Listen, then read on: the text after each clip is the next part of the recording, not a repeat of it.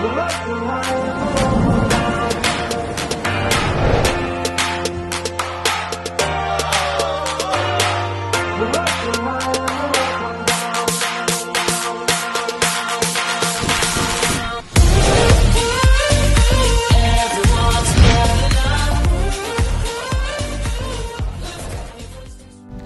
semuanya, saat ini aku dan teman-teman yang lain udah ada di salah satu BCA cabang Sumatera Barat, khususnya Kota Padang. Nah, di sebelah aku saat ini udah ada Kak Clara Morieta, atau biasa akrabnya dipanggil Kak Mori.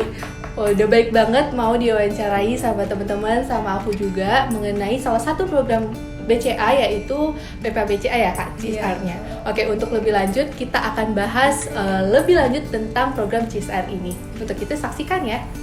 Baik, untuk pertanyaan pertama, saya mau menanyakan program CSR apa saja yang dimiliki serta diimplementasikan oleh BCA yang Kak Mori ketahui.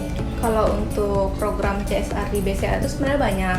Itu tuh ada yang untuk pendidikan, untuk lingkungan, sama untuk bisnis. Kalau yang untuk pendidikan tuh kayak yang bakti BCA. Kalau yang di bawah itu yang CSO sama teller itu termasuk program CSR. Terus kayak aku PPA BCA.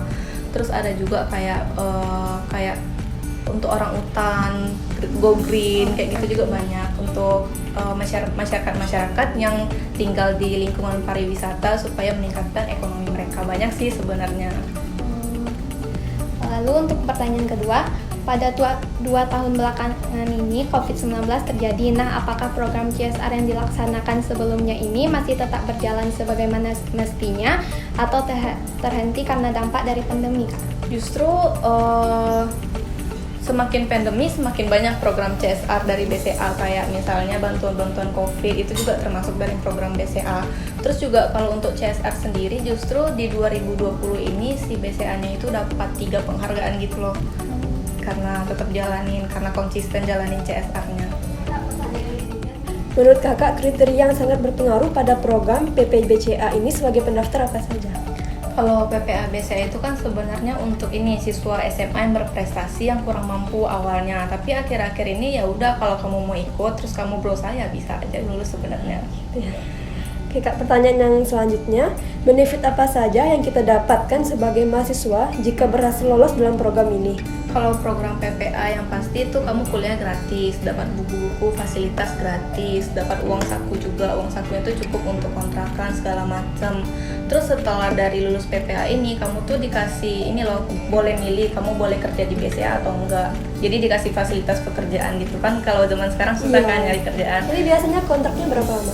Kita nggak ada kontrak. Jadi itu setelah lulus 2,5 tahun kuliahnya, terserah kamu mau ambil atau enggak. Jadi nggak ada kontrak-kontraknya gitu. Yang penting selama 2,5 tahun itu kamu nggak mengundurkan diri. Terus ada sistem DO juga.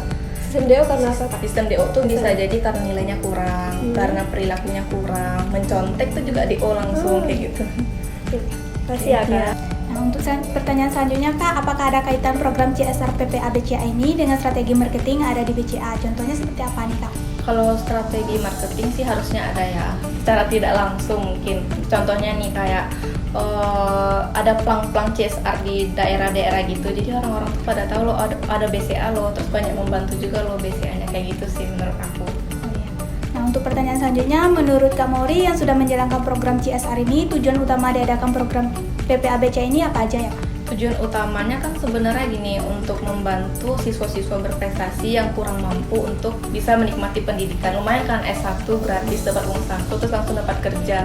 Terus kedua itu karena emang lapangan kerja itu udah dikit, susah dapetnya, jadi itu kayak mempermudah anak-anak muda dapat kerjaan sih menurut aku. Memberi peluang pekerjaan Iya, Kak, peluang pekerjaan itu.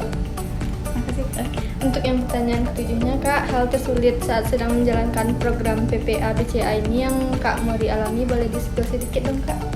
Kalau aku sih karena aku dari jurusan IPA, terus ke akuntansi, nggak ada basic sama sekali cara belajarnya sih. Terus di situ kan juga full Inggris, sama kayak jamnya. Kalau kita kan kuliah itu Senin sampai Jumat dari jam 8 sampai jam 5. Terus karena ada tambahan dari Trisakti, terus tambah malam, terus Sabtunya juga, jadi kayak padat banget. Ujiannya juga banyak banget kayak gitu. Untuk yang pertanyaan ke-8-nya Kak, bagaimana evaluasi yang dilakukan BCA setiap melaksanakan program CSR ini Kak?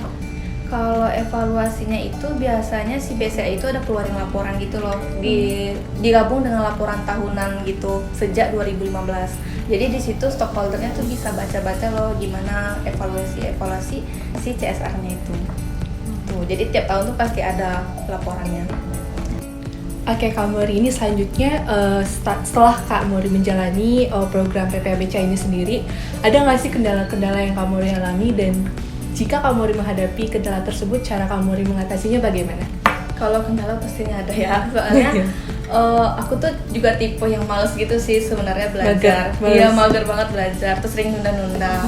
Terus ujung-ujungnya ya nggak sempat belajar. Tapi gitu Kak sih. Mori bisa menyelesaikannya sampai akhir kan, sampai mudah-mudahan lulus sih kan? ya. Palingan itu sih kendala aku, cara belajarnya. Cara belajar itu Banyak padat tuntutan banget. pastinya Iya. ya. Untuk nilai bagaimana? Nilai itu kita nggak boleh ada C untuk mata kuliah yang ini apa ya namanya, prodi gitu ya, Yang prodi. mata kuliah wajib? Mata kuliah wajib itu kita nggak boleh ada C, terus nggak boleh IPK-nya itu di bawah 2,75. Kalau misalnya di bawah 2,75 langsung DO. Berarti begadang bukan jadi satu hal yang... Oh enggak, biasa kok tidur jam 6 bangun jam 7 pagi. Oke, 1 jam doang. Oke. Kayak gitu. Nah selanjutnya kan banyak nih yang udah kuliah gratis. Tadi Kak Mori udah spill ya, ada dikasih uang saku segala macam. Apa tuh, prospek kerja juga dikasih. Iya. Pasti banyak yang minat dong ya.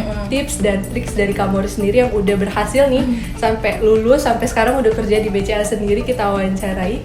Apa nih tips and triks? Kalau tips sebelum masuk programnya, ujian-ujiannya itu yang Iya. penting kalau menurut aku banyak latihan psikotesnya. Soalnya Psikotes. yang menentukan itu psikotes itu Psikotes sampai ya. 3 kali.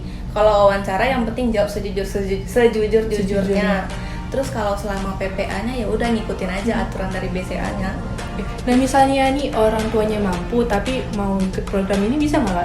Boleh aja, sekarang udah boleh Udah kok. bisa ya? Jadi nggak, faktor ekonomi Enggak, nggak jadi... sejak 2020, sejak angkatan aku tuh udah nggak terlalu banyak lah yang kurang mampu gitu. Ada Jadi juga buat yang teman-teman di rumah yang nanti nonton ini mau ikut program PPABCA, Boleh. bisa ya, walaupun semua. kondisi sultan. Sultan bisa. juga bisa. Oke.